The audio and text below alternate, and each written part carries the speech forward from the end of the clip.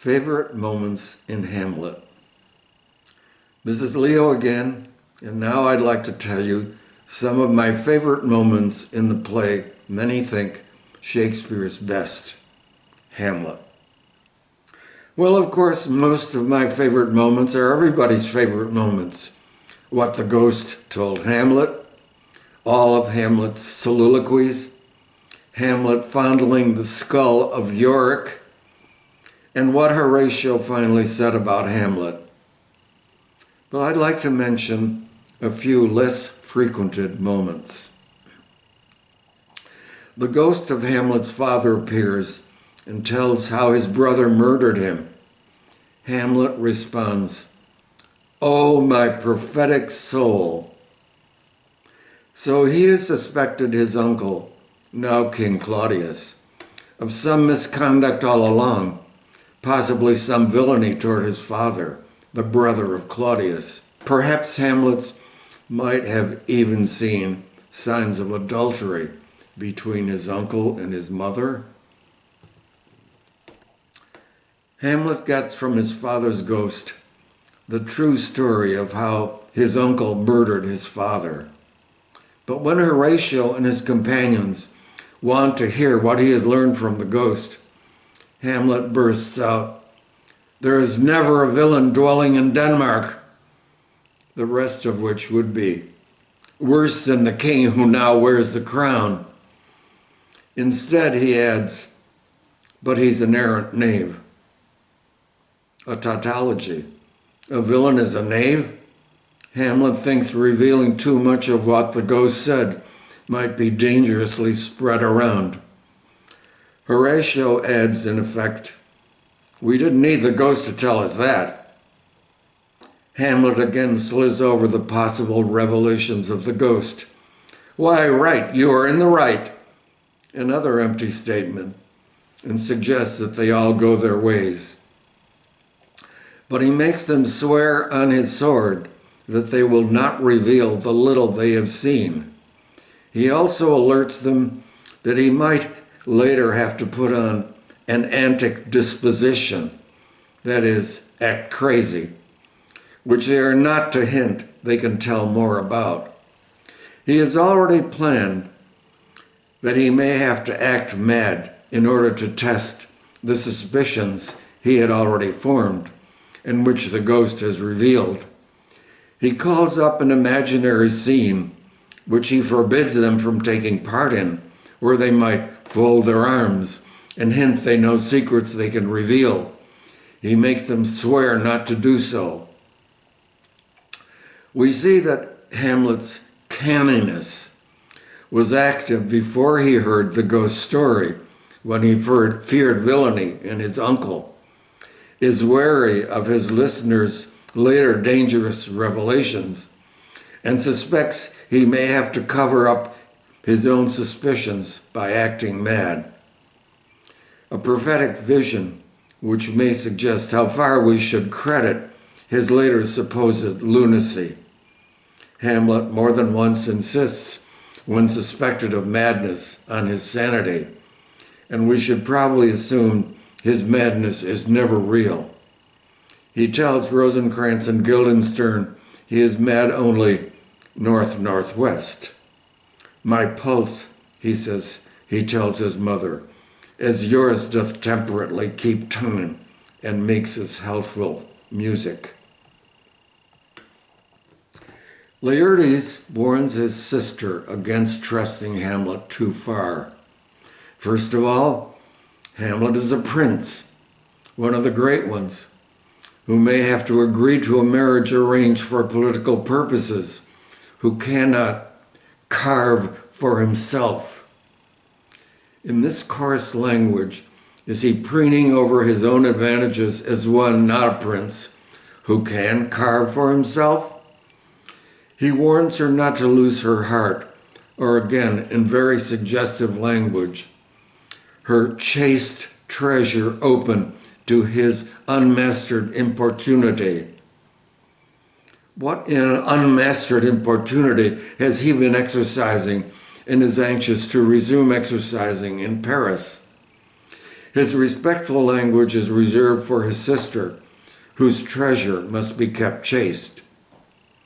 Their father Polonius seems quite tolerant of Laertes' possible loose conduct in Paris, where he is again headed. Polonius sends Rinaldo to inquire after Laertes' possible activities in Paris. Drinking, fencing, swearing, quarreling, and he adds, "Drabbing, you may go so far." His casual use of drabbing, a slang term for loose, amorous behavior, suggests how forgiving he is of such behavior. He may be thinking of his own youth, for he sees Hamlet's reported words of love to Ophelia only as springs to woodcocks, that is, traps to capture birds. That is, as aids in seduction. "I do know," he says, "when the blood burns, how the prodigal soul lends the tongue vows." He sees the very ecstasy of love in Hamlet's behavior toward Ophelia, by which he is probably thinking of nothing more than amorous arousal. He would excuse his son's loose behavior and his own past behavior as merely the taints of liberty. The ladies Laertes pairs with in Paris are in an altogether different category than is Ophelia, whose purity must be respected. Some few ladies must be kept chaste. Other ladies, any others, are fair game for Laertes. Speaking of love, we have coming up the strangest love scene perhaps ever, for it is indeed a love scene between a youth and a young lady, both completely in love with each other. Their father Polonius has previously quoted a love poem Ophelia once received from Hamlet. Now, Shakespeare wrote some of the most beautiful love poems in the language. This is not one of them. It is a silly poem of a youth hopelessly in love. "Doubt thou the stars are fire, doubt that the sun doth move, doubt truth to be a liar, but never doubt I love." Hamlet later tells Laertes, after Ophelia is dead, that he loved her more than 40,000 brothers could love her, which is to be kept in mind during this earlier scene. But much has happened since he wrote the silly poem. His father's ghost has appeared and told him how he was murdered by his brother. As a result, he says Hamlet must kill his uncle in revenge. Hamlet swears to do so, no matter what upheaval in the state this might cause.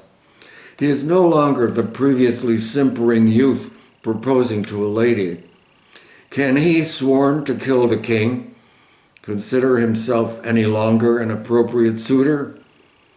But he says to Ophelia that he once loved her. "Indeed, my lord," she says, "you made me believe so." "Well," he cruelly says, "you should not have believed me." Nothing will excuse the murder he must commit, he might be thinking, and he adds in cruel monosyllables, "I loved you not." "I was the more deceived," she says. He adds the famous line, "Get thee to a nunnery." We must realize it pains him as much to say this as it does for her to hear it. He says, "Why wouldst thou be a breeder of sinners?" Any male children she might bear would be as bad as all others, as himself. He says he is only moderately honest, but has to admit he is proud, revengeful, and ambitious, and has many other faults. Revengeful and ambitious certainly glance at his present condition. He must execute revenge, and he might be suspected of being ambitious for the throne. But he, like all men, he says, is an arrant knave. So he sends her to a nunnery, a place where young women go when they are deemed unmarriageable. but also might in the present circumstance go to escape marriage. It is an especially cruel taunt, however, since nunnery was also a slang term for a brothel. He has already asked if she is honest, meaning chaste, but also having no part in spying. Now he resumes the inquiry, asking where is her father, suspecting rightly that Polonius is presently spying. Hamlet tells her she cannot escape calumny, that is, being blamed. And if she should sometime marry, she should marry a fool who would not realize when he is being, like all husbands, cuckolded. He closes with the conventional accusations of men against false, hypocritical women, knowing these do not apply to her, but aiming to hurt her enough to discourage any thoughts of himself as a suitor. She is still, nevertheless, fully, in her way, still mildly in love, while he is wildly, uncontrollably, angrily, fully in love, more than 40,000 brothers could be. But he has deemed their love so hopeless, he must hurt her to cancel any possibility of marriage. Hamlet has settled on a test of the guilt of Claudius. He has decided previously not to kill him, as the ghost demanded, until he is positive beyond all doubts of his guilt, even when he finds Claudius so temptingly praying, which, if Hamlet were to kill him then, would ensure his redemption, would this same villain send to heaven, but which happens also to serve as an excuse, if needed, for the continued postponement of the murder of his uncle. Hamlet thinks he needs proof of Claudius's guilt before he kills him. Does Laertes think he needs a proof of Claudius' guilt in the death of his father, which Claudius happens to be innocent of, when he shouts, "Where is this king?" ready for murder? He thinks any reduction of his revenge would be an insult to his mother, not his father, whose purity is never to be questioned. He says, "That drop of blood that's calm proclaims me bastard, cries cuckold to my father, brands the harlot even here between the chaste, unsmirched brow of my true mother." No scruples or doubts of Hamlet's kind stand in the way of Laertes' mistaken, unwarranted revenge. But Hamlet must be sure. The arrival of some players provides an occasion for staging something like what the ghost of his father has said of how his brother murdered him. Hamlet is testing the ghost, which the ghost might not approve, as well as his uncle. He says, "The play's the thing wherein I'll catch the conscience of the king." And he does.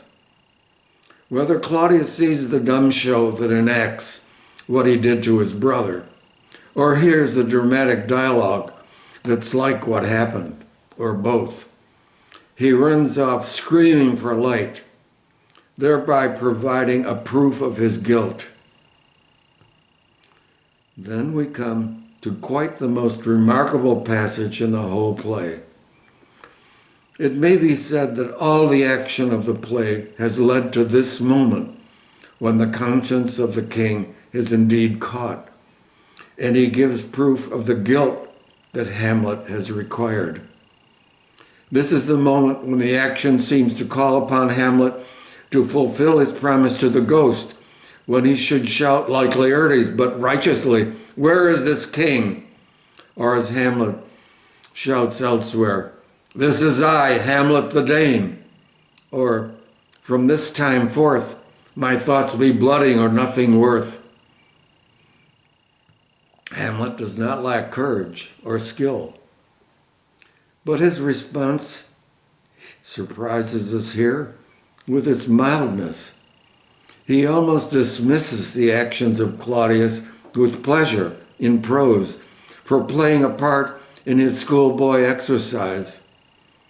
Would not this, sir, he says to Horatio, in a forest of feathers, if the rest of my fortunes turn Turk on me, with 2 provincial roses on my raised shoes, get me a fellowship in a cry of players? Is this a time to be priding oneself on one's suitability as a playwright or an actor, wearing the actor's stylish shoes? How are we to explain this unexpectedly mild response? We cannot attribute it to cowardice, a failure of will or courage.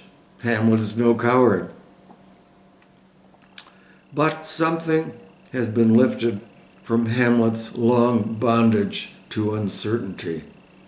He no longer has to wonder about the guilt of Claudius, no matter what he may do about it. And equally surprising is the response of Horatio, who might have upbraided his friend over his casually weak response. Instead, Horatio falls in with Hamlet's unexpected jollity and praises his literary skill. He says, "You might have rhymed." They both seem delighted in their temporary inaction. How different is the immediate response of Laertes when he learns of his father's death, basing his objection on his false assumption that Claudius is responsible. "How came he dead? I'll not be juggled with. To hell allegiance, vows to the blackest devil, conscience and grace to the profoundest pit, I dare damnation." Nor can we simply accuse the author of putting off the present opportunity for Hamlet's revenge to achieve a later, more dramatic climax. What has been revealed is Hamlet's unsuitability as a revenger. He suddenly shows himself to be still the youth loved by Ophelia, the child that used to lovingly kiss Yorick's lips. Even Claudius later admits that Hamlet, being remiss, is most generous and free of all contriving. While always a perfectly willing, noble combatant, the violent thrust of his sword is kept for another time. If we are looking for a more prosaic reason for Hamlet's present inaction, there is the unfinished business of the spies, Rosencrantz and Guildenstern, whom Hamlet says he will trust as snakes at the ready, adders fanged, who must be finished off as detritus before their leader. Hamlet will know his time for revenge when it comes. That time comes at the contrivance of Claudius and Laertes, the poisoned tip of Laertes' sword, and the king's chalice for the nonce, that is, the poisoned cup. While we might have wondered that Hamlet never thought himself cheated at the election of Claudius after his father's death as the heir to his father and to his father's throne, we learn now that he has not forgotten what he might have been due when he complains to Horatio of "he that hath killed my king and whored my mother popped in between the election and my hopes." In the final scene, when Gertrude takes the poisoned chalice, Claudius tells her not to drink, though not very forcefully, and not owning up to his own villainy in the prepared drink. Insisting the drink is poisoned might be taken as an admission of his guilt, which, in respect of his own life over Gertrude's, he does not risk.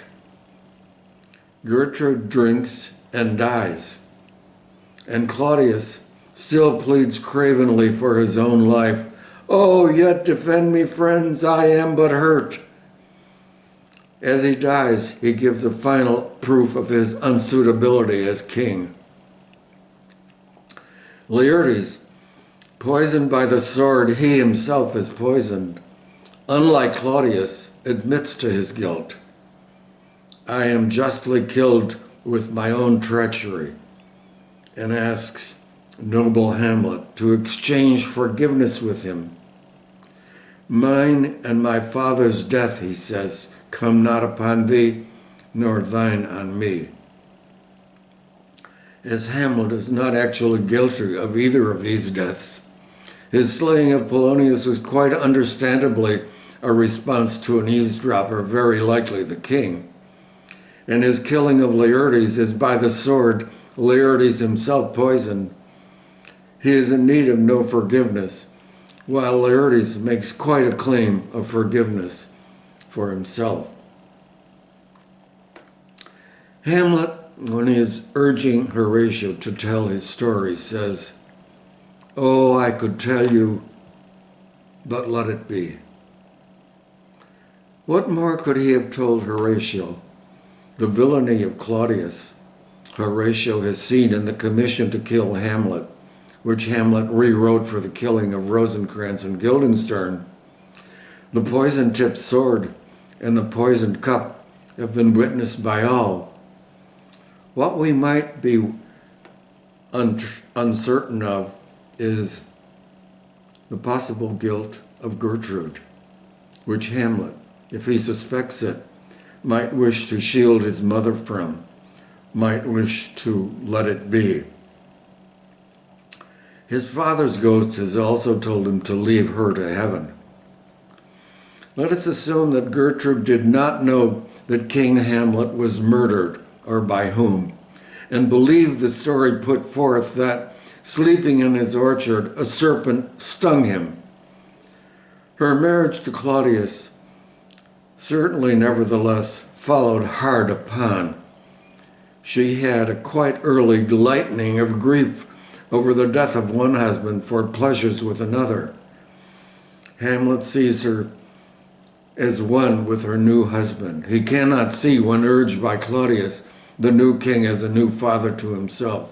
He says, "My mother, father and mother, is man and wife. Man and wife is one flesh," and so he can see only his mother, for better or worse. In a previous crucial scene, Hamlet presents his mother apparently with pictures of both her husbands, and seems to assume their very appearance should have dictated her choice of his father over the mildewed ear that he considers his uncle. He seems especially disturbed at the prospect of Claudius making love to his mother. "Pinch wanton on your cheek, call you his mouse, with a pair of reechy kisses, patting in your neck with his damned fingers."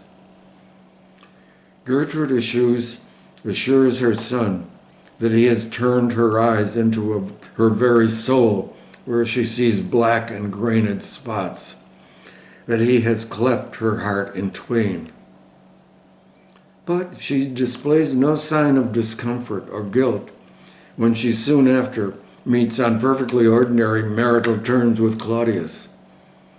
Has Gertrude entertained? Has she even welcomed those endearments that rose up in Hamlet's disgusted imagination? In which of her husbands has she actually preferred, followed hard upon the death of one, or even earlier? In a rare aside, she seems to admit her guilt. "To my sick soul," she says, as sin's true nature is, each toy seems prologue to some great amiss. So full of artless jealousy is guilt. It fears it spills itself in fearing to be spilt. But Hamlet may prefer not to think of his mother in these terms, may prefer to let it be. So he tells Horatio nothing more about her. These favorite moments and others can be found in my book, Crack Nature's Molds, from Barnes & Noble, and my book, Broils, Broils, from Amazon.